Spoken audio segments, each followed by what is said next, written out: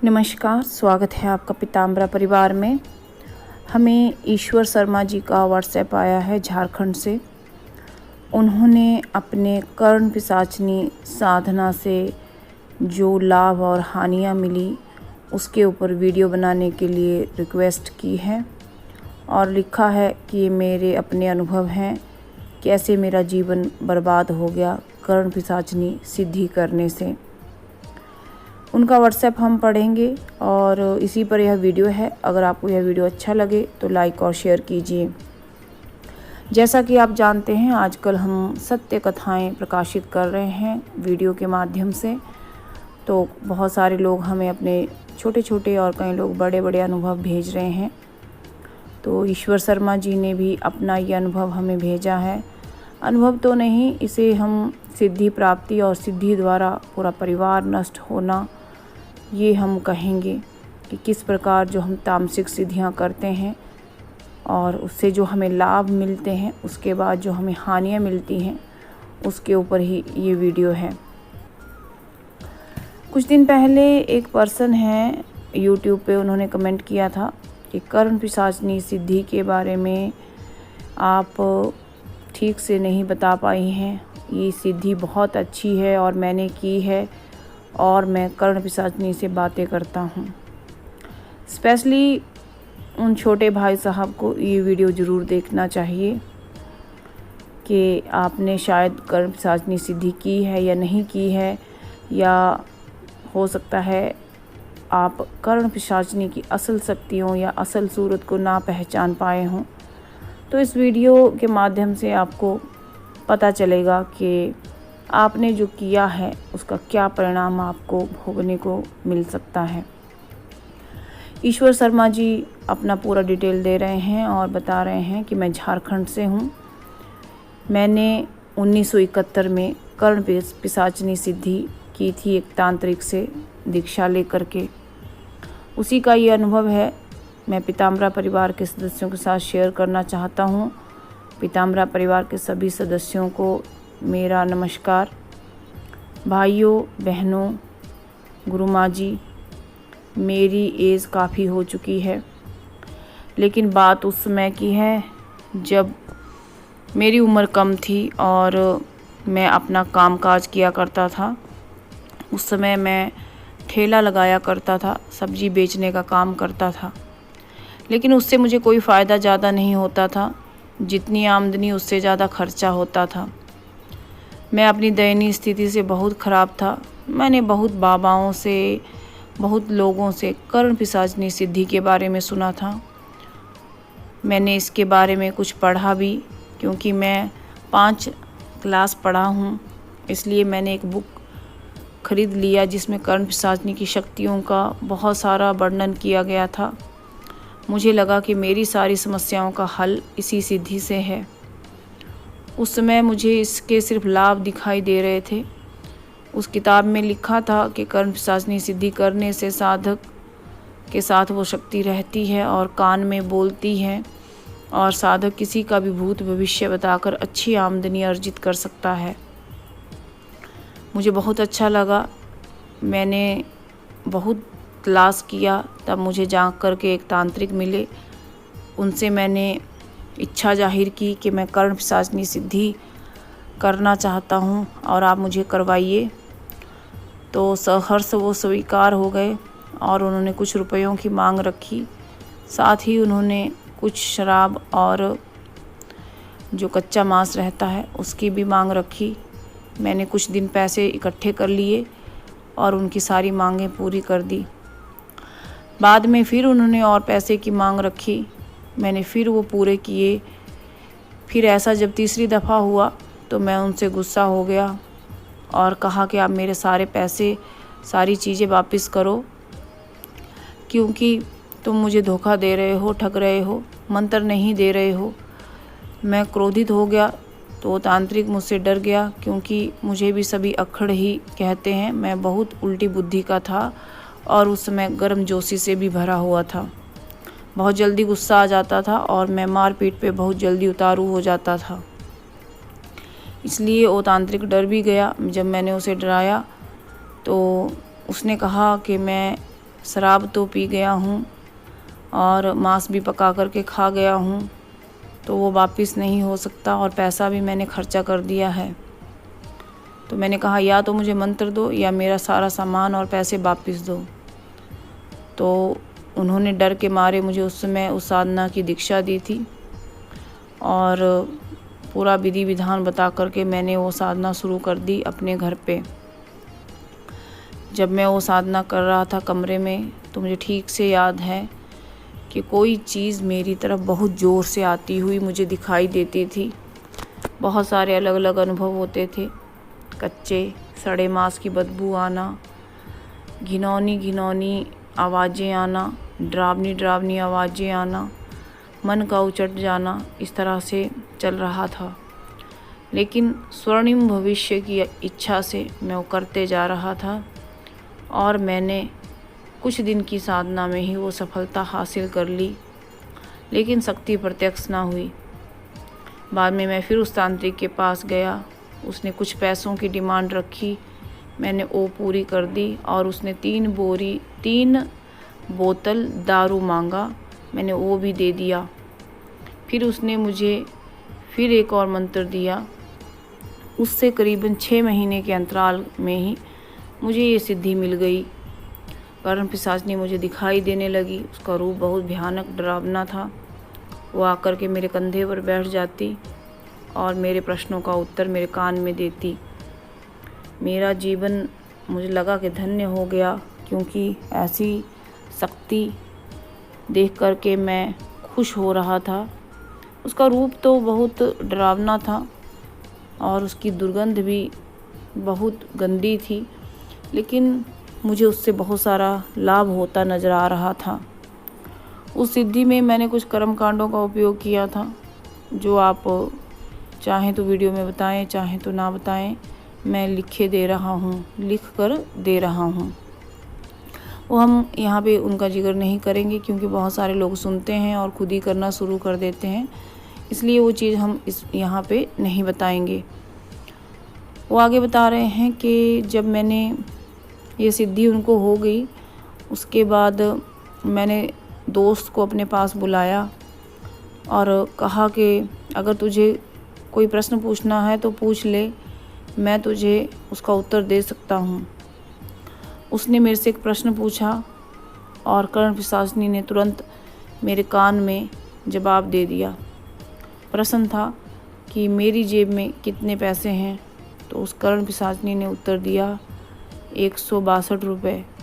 2 रुपये का सिक्का है, बाकी के नोट हैं और कितने कितने नोट हैं ये सारा उसने बता दिया। वो भी बहुत चक्का रह गया और मैं भी हैरान रह गया।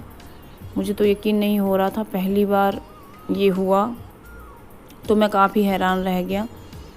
लेकिन मैंने अपनी हैरानी अपने दोस्त के सामने व्यक्त ना की। दोस्त ने मुझे बहुत चुहलबाजी की कि बता तेरे को कैसे पता चला, तूने ज़रूर मेरा जेब चेक किया होगा। मैं नहीं मानता।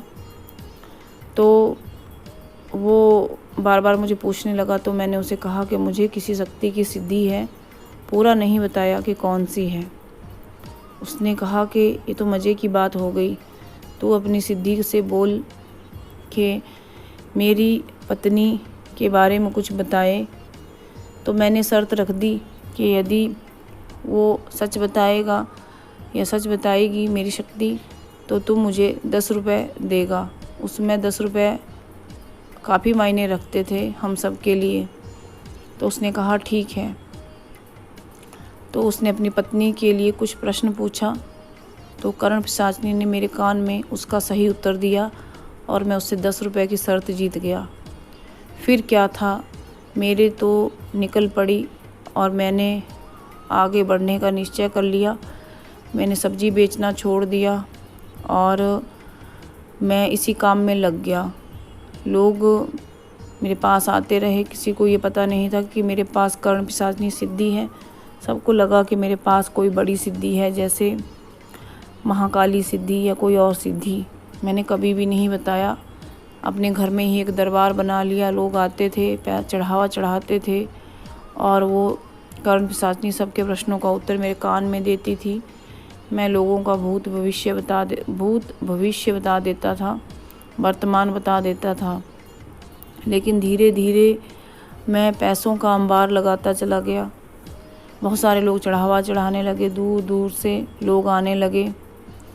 कर्ण पिशाचनी भी मेरे साथ रह के खुश थी। जब भी वो भोग की डिमांड करती तो मैं भोग उसे प्रदान कर दिया करता था। मेरी पत्नी को भी इससे कोई एतराज़ नहीं था। मेरी पत्नी तो वैसे भी भोली है, उसे ये पता ही नहीं था कि मैं क्या करता हूँ। हर अमावस्या को मैं कर्ण पिशाचनी को भोग देने लगा और वो भी प्रसन्न थी, सारा परिवार खुशी में था। ऐसे मुझे इस सिद्धि में 3-4 बरस बीत गए। बाद में वही कर्ण पिशाचनी मेरी जब शादी हो गई तो थोड़ी मुझसे दूरी बनाने लगी। तो उसने मुझे एक राज की बात ये बताई कि मैं आपके शरीर से ऊर्जा खींचती हूँ, लेकिन जब से तुम्हारी पत्नी आई है तब से मुझे वो ऊर्जा नहीं मिल पा रही है, इसलिए मैं तुमसे नाराज़ हूँ, तुम्हारे प्रश्नों का उत्तर नहीं दूँगी। ये उसने क्रोधवश मुझे एक दिन कहा। तो मैंने कहा कि बताओ तुम्हें क्या चाहिए। तो कर्ण पिशाचनी ने मुझसे पत्नी सुख की बात कही। मैं कर्ण पिशाचनी को भी पत्नी सुख प्रदान करने लगा। धीरे धीरे मेरी पत्नी मेरे से दूर होती चली गई और कर्ण पिशाचनी मेरे शरीर का पूरा शोषण करने लगी। धीरे धीरे उसका जो दिमाग था वो तेज़ चलने लगा, उसकी सोच बिखरने लगी, उदंड वो होने लगी। धीरे धीरे वो मुझे नुकसान भी करती, कभी कोई चीज़ मेरे सिर से टकरा के मार देती। उसकी शक्तियों के बल से थोड़ा मेरा सोचने समझने की विकृति उत्पन्न हो गई। मेरा मेमोरी लॉस होने लगा सिर्फ 35 साल की उम्र में ही। जब मैं 35 साल का हुआ तो मुझे ना ही पुत्र या पुत्री प्राप्त हो पाए। तो मैंने कर्ण पिशाचनी से कहा कि मुझे पुत्र रत्न प्रदान करो, क्योंकि मैं तुम्हारी हर तरफ से सेवा करता हूँ। बहुत जल्दी मेरी पत्नी गर्भवती हुई और मुझे पुत्र भी मिल गया। पुत्र धीरे धीरे बड़ा होने लगा और कर्ण पिशाचनी से मुझे लगभग 7 साल में काफ़ी फ़ायदा हुआ।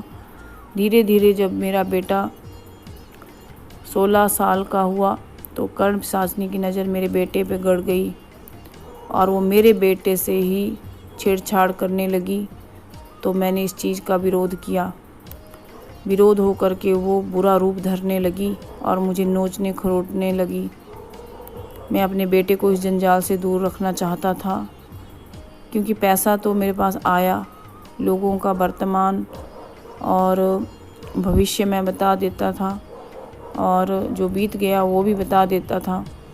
लेकिन धीरे धीरे वो मेरे सिर के ऊपर इस तरह से बैठने लगी कि मुझे आँखों पर, सिर पे एक भार महसूस होने लगा। मेरे पूरे शरीर की ऊर्जा वो खींचने लगी। मैं धीरे धीरे उससे परेशान होने लगा। इस तरह से मेरी सिद्धि को 11 बरस से ऊपर हो गया था। तो 11 बरस से ऊपर जब वो मेरी सिद्धि जाने लगी और मेरा बेटा भी जब बड़ा होने लगा, छोटा वाला बेटा, तो मेरे 2 बेटे हो गए इस दौरान। छोटा वाला बेटा मेरा जब कहीं भी जाता तो कर्ण पिशाचनी उसके पीछे पीछे जाने लगी, जो मुझे कि अच्छा नहीं लगा। इधर मैं दरबार लगाता, उधर वो गायब हो जाती। मुझे उसका ये रवैया समझ आने लगा। मैंने उसको चिमटे की मार से मारा, क्योंकि मैं उसे कंट्रोल करना चाहता था। तो वो और उदंड हो गई। अंत में उसने मेरे छोटे बेटे के शरीर में प्रवेश कर लिया और मेरा बेटा मानसिक और शारीरिक रूप से बीमार हो गया। मेरा बहुत प्यारा और सुंदर बेटा है, इसका फ़ोटो मैं आपको भेज रहा हूँ।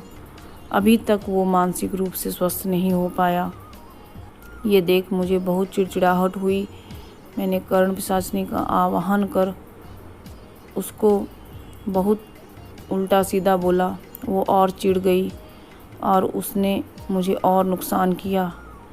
हमारे बकरियों के आग लगा दी। इस तरह से वो मेरे घर के नुकसान करने लगी। अचार के जो जार रहते हैं वो फोड़ देती थी। वो बाकी मेरे बहुत सारे नुकसान करने लगी। जब भी लोग दरबार में आते वो उनका प्रश्नों का उत्तर गलत करती जानबूझ करके और लोग नाराज़ होकर के चले जाते। बाद में उसने मेरे शरीर का सारा ऊर्जा खींच लिया और मैं इस तरह से दिखने लगा जैसे मैं बहुत भयानक हूँ और अपना चेहरा देखते हुए मुझे आईने में अजीब सा लगता था। कर्ण पिशाचिनी मेरे दिमाग में इस प्रकार घुस गई कि मेरा भी धीरे धीरे जो मानसिक संतुलन था वो खोने लगा। मैं समझ गया कि ये अब मेरा शोषण करने पे उतर आई है और मेरे परिवार का शोषण भी कर रही है। इसलिए मैंने निश्चय कर लिया कि अब मैं इस सिद्धि को छोड़ दूँगा, क्योंकि मुझे कुछ वक्त तक ही फ़ायदा उससे हुआ, बाकी टाइम उसने मेरा हमेशा शोषण ही किया। जो ये लोग कहते हैं कि कर्ण पिशाचिनी सिद्धि कर लो, उन्हें आकर के एक बार मेरे घर का हाल देखना चाहिए। मेरा एक बेटा बिस्तर में पड़ा है, दूसरा बेटा मेरा बेरोज़गार है, उसका एक्सीडेंट भी हो गया और बेटी की शादी नहीं हो पाई। पत्नी जीर्ण बीमारी से ग्रसित है, मैं बीमार हूँ, घर में ठीक से कोई नहीं है। हमारे घर में एक दुर्गंध हमेशा आती रहती है। उस शक्ति को नष्ट कराने के लिए मैंने कई बार कई लोगों का दरवाज़ा खटखटाया, लेकिन वो हो नहीं पाया। जब भी उसका मन करता है वो आकर के हमारे घर में अपना प्रदर्शन करती है। मैं अपनी पत्नी से भी आज तक ये नहीं कह पाया। घर वाले सोचते हैं कि किसी ने तंत्र बाधा की है और मेरा काम भी उस वजह से चौपट हो गया। जो मैं दरबार लगाया करता था वो भी बंद हो गया और मेरी शक्तियों को किसी ने बांध दिया।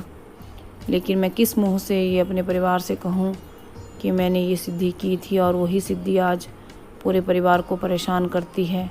अब मेरी उम्र भी हो गई है ज़्यादा, अब मैं उस शक्ति को हटाने में असमर्थ हूँ। लेकिन अब मैं भगवान विष्णु की आराधना करता हूँ, धीरे धीरे मुझे उससे मुक्ति मिल जाएगी। मैंने पाप कर्म किया। आपके एक वीडियो के माध्यम से मुझे पता चला कि जब कोई यक्षिणी साधना करता है तो कहीं ना कहीं ये पाप कर्म का सूचक है। मैं भी इस पाप कर्म से जाने अनजाने ग्रसित हो गया। धीरे धीरे मैं इससे बाहर आने की कोशिश कर रहा हूँ। मैं ब्राह्मण होते हुए भी गलत साधनाओं के चक्कर में पड़ गया और अपना ही नहीं अपने पूरे परिवार का जीवन बर्बाद कर लिया। ना मेरे घर में पोता है, पोती है, ना बहुएं हैं, ना ही मेरे घर परिवार आगे बढ़ पाया है। बस जो लोग हैं वो अपना अपना जीवन काट रहे हैं। मेरी गलती है, लेकिन मेरे परिवार को भी भुगतनी पड़ी। मैं निवेदन करूँगा आपके परिवार के लोगों से, भाइयों से, बहनों से कि मेरे जीवन से सबक लें और कर्ण पिशाचिनी साधना कभी ना करें। गुरु माँ, आप बिल्कुल ठीक कहती हैं कि कर्ण पिशाचिनी साधना कदापि नहीं करनी चाहिए, लेकिन ये भूल तो मैं 1971 में ही कर चुका था। आपको चरण स्पर्श, आपका बार बार वंदन। नमस्कार, नमस्कार माँ।